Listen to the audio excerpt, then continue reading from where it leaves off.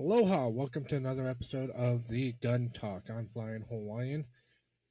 This episode, we are actually going to be talking about the Minnesota shooting that happened on August 27th. It's a tragic. As far as I know, there is 2 children dead, 17 injured. There was a few in critical care. That's what I do know of right now. My heart goes out to all the family of the injured and the ones that have losses. It's a tragic thing that had happened. To me, it should have never have happened.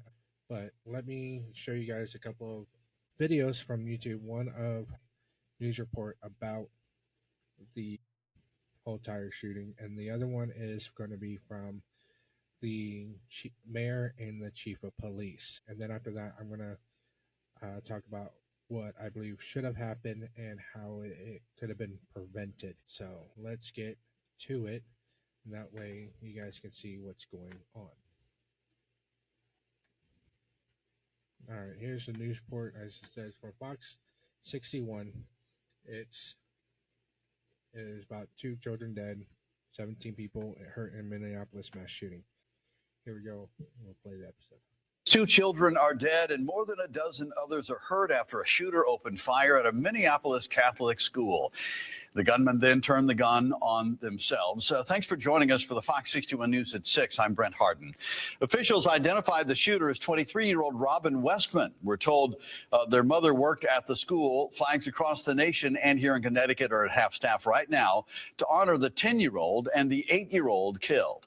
We just learned a little more than an hour ago, all injured children are expected to survive at this point. As for the investigation, the FBI director says this shooting will be investigated as domestic terrorism and a hate crime targeting Catholics. Fox 61's Tim Lammers breaks down what unfolded at Annunciation Catholic School this morning. There are no words that can capture the horror and the evil of this unspeakable act. Children are dead. Minneapolis Police Chief Brian O'Hara said the shooter carried a rifle, a shotgun, and a pistol. A gunman approached on the outside, on the side of the building, and began firing a rifle through the church windows towards the children sitting in the pews at the mass. One witness told the Associated Press that he heard as many as 50 gunshots over the course of 4 minutes. This was a deliberate act of violence against innocent children and other people worshiping. First responders found the gunman dead shortly after converging on the school. The coward who fired these shots ultimately took his own life in the rear of the church. Chief O'Hara said the shooter does not have an extensive known criminal history and said it's still too early to know what the shooter's motive was or if he was carrying those 3 guns legally. Again, 2 children died, and of the 17 hurt, some of them were critically injured, and many of them are children. Every one of us needs to be wrapping our arms around these families, and the amount of pain that they are suffering right now is extraordinary. Minneapolis Mayor Jacob Frey called for action. Don't just say this is about thoughts and prayers right now. These kids were literally praying. It was the first week of school. They were in a church. Chief O'Hara said detectives are processing the car that the gunman left behind. He said 2 church doors were blocked with what appears to be 2x4s, but they don't yet know if the shooter did that or someone else. Now, this shooting happened less than a day after 1 person was killed and 6 more were hurt in a shooting outside a high school in the same city. The Newtown Action Alliance released a statement following the shooting. It reads in part, quote, "As the neighbor of the Sandy Hook shooter, I know all too well the terror that leaves communities scarred forever. My heart breaks for the families in Minneapolis experiencing this unimaginable nightmare. 2 innocent children brutally struck down during a mass in a place meant for peace, not violence." You'll find more. All right, as you just heard from that news report and everything, it is very tragic that these kids were gunned down for no reason. And it's kind of really hard to actually believe that 20-something-year-old would have. That said, let's move on to the next one, and it's about the mayor talking and also the chief of police talking about this incident when it first happened. There's not much detail going to be released in this video except what they do know in the preliminary findings when it pretty much the aftermath of it. You guys, video right here. All right. The first part's going to be the mayor, and then I'm going to give my little thoughts on that to you guys. Then after that's the chief of police. He's going to explain everything and then answer some questions. So here we go. There are no words that can capture the horror and the evil of this unspeakable act. Children are dead.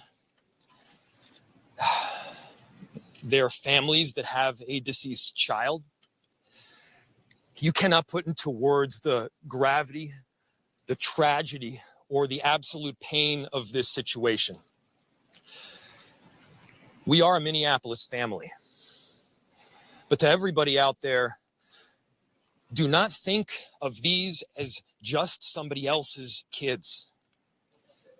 Those families are suffering immense pain right now. Think of this as if it were your own. Every one of us needs to be wrapping our arms around these families, giving them every ounce that we can muster. These were Minneapolis families. These were American families. And the amount of pain that they are suffering right now is extraordinary. And don't just say this is about thoughts and prayers right now. These kids were literally praying. It was the first week of school. They were in a church. These are kids that should be learning with their friends. They should be playing on the playground. They should be able to go to school or church in peace without the fear or risk of violence, and their parents should have the same kind of assurance. These are the sort of basic assurances that every family should have every step of the day, regardless of where they are in our country.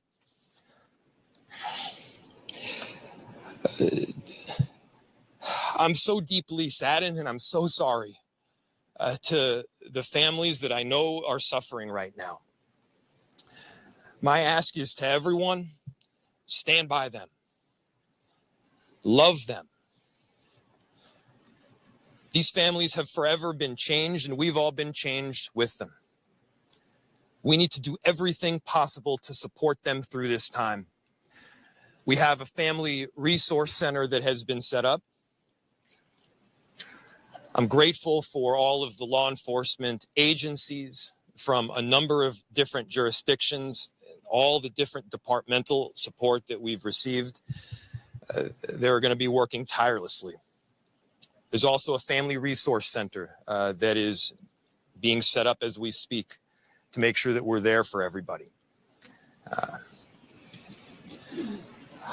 Again, to the families that are suffering, to those that have experienced loss, I'm so deeply sorry. We're going to be with you every step of the way. We love you. This kind of act of evil should never happen, and it happens far too often. The chief will provide additional details. All right. Well, now, one thing that concerns this mayor of Minneapolis, he's a Democrat. One of my biggest concerns with this, especially me being as a parent, is how is he going to stop this from happening again? You know, what are the steps? What are the plans? Yes, I'm a big Second Amendment supporter, so there should be some plan of actions to make sure we protect our kids. A lot of people may not know is there's no protection for our kids, or if you guys do know, you guys seen there's not really much protection for our children. Right here is a very good example of how our kids are not protected. No matter how many gun laws are passed, criminals are not going to care about the laws. They're going to continue breaking them. That's why they're criminals. You know, these politicians want to protect themselves with armed guards. These celebrities want to protect themselves with armed guards. Our banks are protected by armed guards. Are we saying our money is more important than our children? Are we saying these politicians, these celebrities, are more important than our children? This is the biggest issue we have here in America. Everybody thinks our banks need to have secure. security. Everybody thinks our politicians need security. Everybody thinks our celebrities need security. But no one thinks that our kids need security. Here's the thing: a school resource officer is not going to be there the whole entire school day. They're not going to help stop an active shooter when they're not there. To me, what I do, what I've learned, and what I've researched, it takes about 10 to 15 minutes for an officer to respond. So, this mayor that I'm not believing everything he says, yes, I agree. Everybody needs to stand with these victims of this mass incident, But where are the people who are supposed to protect our kids? They're not there when we need them. Everybody, even, I gotta say, the anti-gun lobby wants to eliminate firearms. Who's going to be there when our kids need it the most? A resource school officer isn't going to be there. Officers are not going to be there. Our law enforcement officers in every single city, state are all thin. So they can't be there the whole entire day of school, or couldn't be there in a whole entire day of where a mall is going to be at. They're dealing with other things, so they're not going to respond very quickly. They're not going to respond right away, and they're not going to be there. We have to rely on ourselves to protect our children. We have to rely on ourselves to protect ourselves, our family, and our other loved ones. This mayor should have been talking about how he's going to be proactive of not having this happen again. This mayor should have talked about steps that can be taken to prevent this again. That's where I believe where this mayor has failed with this. I'm not saying, don't talk about how bad it was. Yes, talk about it, but also implement how he can be a good mayor of making sure this doesn't happen again. Yes, it's tragic. Yes, I feel sorry about what happened. My hearts go out to the victim families. Okay, but this is what needs to be addressed. So let's hear what the chief of police have to say. My name is Brian O'Hara, Brian, O''Hara. I am the Minneapolis police chief. Earlier today, just before 8:30 a.m., our city experienced an unthinkable tragedy. Minneapolis police officers responded to a report of a shooting at a mass that was happening at the Annunciation Roman Catholic Church on the block behind me. This worship service was marking the first week of school for children that are attending the Annunciation Catholic School. Monday.com, the opposite of any work platform we tried in the front of the work management platforms, not naming names. During the mass, a gunman approached on the outside on the side of the building and began firing a rifle through the church windows towards the children sitting in the pews at the mass. Shooting through the windows, he struck children and worshipers that were inside the building. The shooter was armed with a rifle, a shotgun, and a pistol. This was a deliberate act of violence against innocent children and other people worshiping. The sheer cruelty and cowardice of firing into a church full of children is absolutely incomprehensible. Police officers from the Minneapolis Police Department immediately responded, entered the church, and attempted to provide first aid and rescue some of the children that were hiding throughout the building, while other first responders came and EMS responded to rush victims to nearby hospitals. 2 young children ages 8 and 10 were killed where they sat in the pews. Their parents have been notified. 17 other people were injured, 14 of them being children. 2 of those children are in critical condition.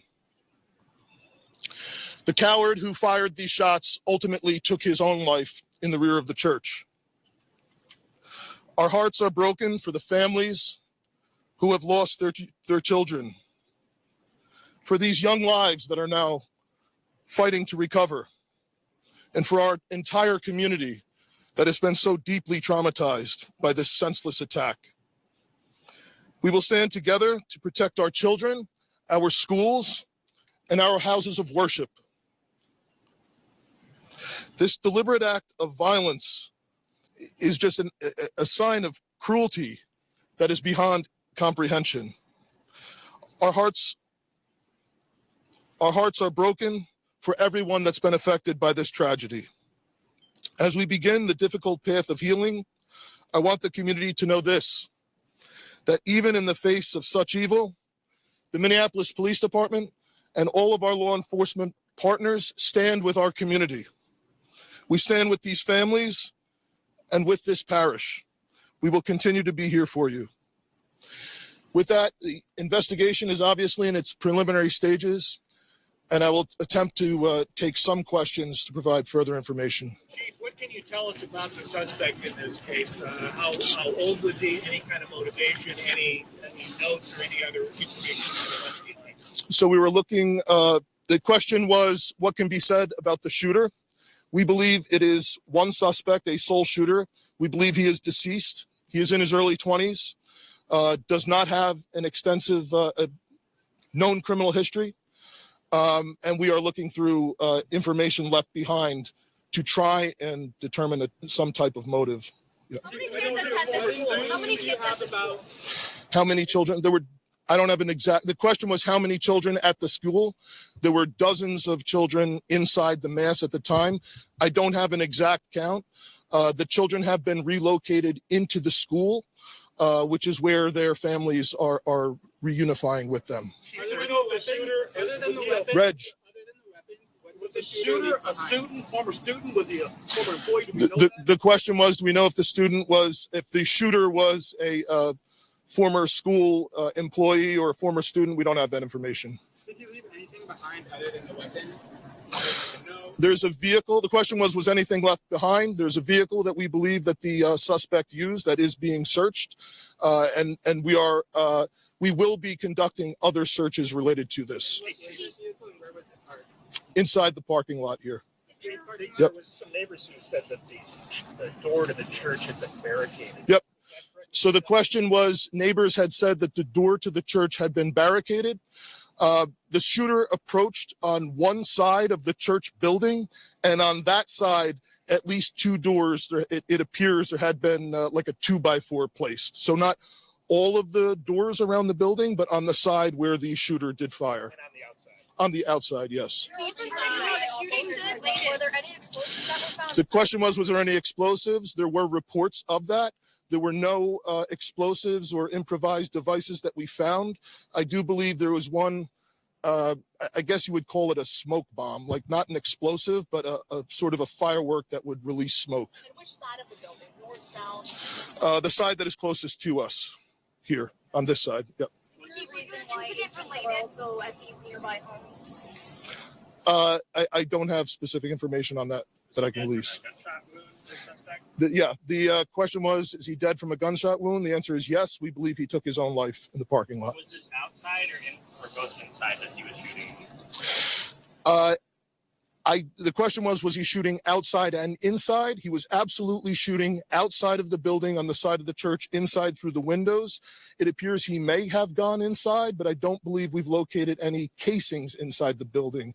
So I'm not certain if he fired also while inside. It appears, if not all, most of the shooting happened outside the building. Is this shooting related to any other shootings that happened in the last So, yeah, Taylor's asking, is this related to any of the other shootings? This does not appear to be related to any other shooting in the city. You know approximately how many rounds were fired? The question was how many rounds.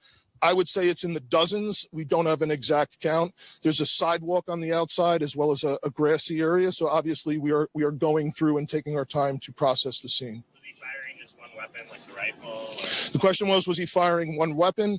We believe he had fired all three. He had a rifle, a shotgun, and a pistol. Chief, was this individual licensed to conceal and carry? Did he have any? Were the weapons, was he lawfully carrying the weapons? I don't have that information. And I don't have any information on any significant criminal history either. Was he dressed at all in any tactical type of gear or anything? It appeared he had some black clothing on, his cargo type pants. I guess you could interpret that as, however you like. Listen, it's called connecting. All right, we just heard from the chief of police right there. Really good answers from him. Exactly what I would wanted to hear in a briefing about what happened. So good job on that for that chief of police for that update. I liked how he repeated the questions and how he explained everything. As far as what we know, the shooter had 3 weapons: a rifle, a shotgun, and a handgun. So most likely the rifle was probably an AR style rifle, but don't know anything just yet. So I'll continue digging research, keep reading news articles. But remember, people, a lot of these news outlets, these articles are biased. So please keep an open mind about all this. So my thoughts about how this could have been prevented, to me, is simple. The church should have had armed guards, some kind of security to help keep an eye out on the property. If there was security, they would have spotted the gunman before he reached the doors, before he even started firing a single round. That's the biggest one, is security, because someone outside to actually take a look and do the rounds and would have seen the shooter, one, getting out of his vehicle, two, walking towards the church with a firearm. That should have been a very easy clue for a security guard there to do some harm. Okay, like I said, they should have had a security, because a month ago, or within the last month, 2 months, there was a church shooting right there while I was on live streaming. Okay, but the shooter never injured anybody. He was taken out real quick by 2 security guards and an unarmed civilian. With that incident, the unarmed civilian ran or drove his truck into the shooter. The shooter was taken care of before any shots went in where the children were at. And also the adults in the area while I was live streaming, getting the children out, making sure they're ducked behind. No one got injured, not even the security officers. So that right there shows how important it is to protect our children, okay? So that's how it could have been stopped, and we wouldn't have 2 children dead and 17 injured, okay?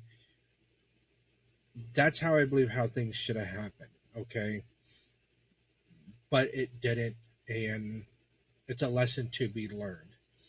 And I believe everything is a lesson when you come down to it, okay?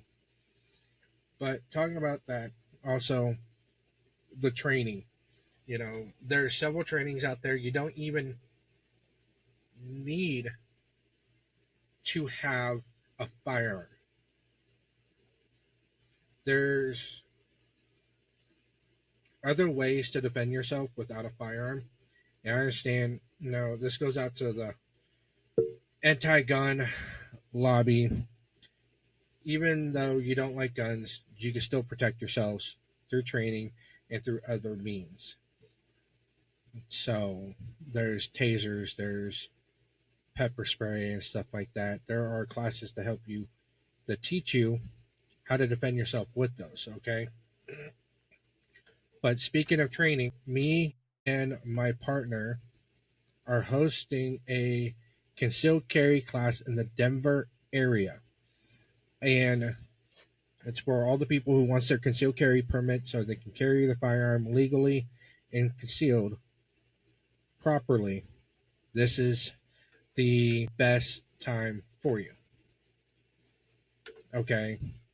Uh, right here, this is the class. It's on going to be September 20th at 9 o'clock over at the Shootist. We're going to teach you everything how to conceal carry, the after effects of a self-defense situation, and the legal means of how to carry your firearm, where you can carry your firearm, and all of that, and how to be a law-abiding citizen with it. But also, here in a week, I'm going to be hosting Zoom meetings, Zoom classes. One, how to protect yourself and your home the legal way, and we can go over from non-lethal to lethal ways. You know, I welcome everybody to come and join this, and you can ask all the questions you want. You know, I'm not going to steer you wrong. I'm going to show you the proper way, or not the proper way, but what I believe is the proper way. Okay. But then after, on the 27th, you got your CHP or CCW. What's next? You know, what's going to happen? How should you handle yourself and all that. This is where I'm going to explain how it can be done. Okay. And it's all over going to be Zoom. It's $10 for it. And all it is pretty much to cover the subscription of Zoom for me to host these, and also to help promote other videos as you're going to see here to help. Okay. So please come and join, learn. There's nothing wrong of having knowledge about something. Okay. Even if you're brand new, never held a firearm, or don't know what a firearm does, please come and join. I'm also going to be doing other classes, but please stay tuned. So, but aloha. This is the end of the episode. I will see you guys next time. Please like, subscribe, and even comment down below what you guys want to see next, or if you guys have any comments about the shooting. I'll love to hear about it. Okay. Aloha.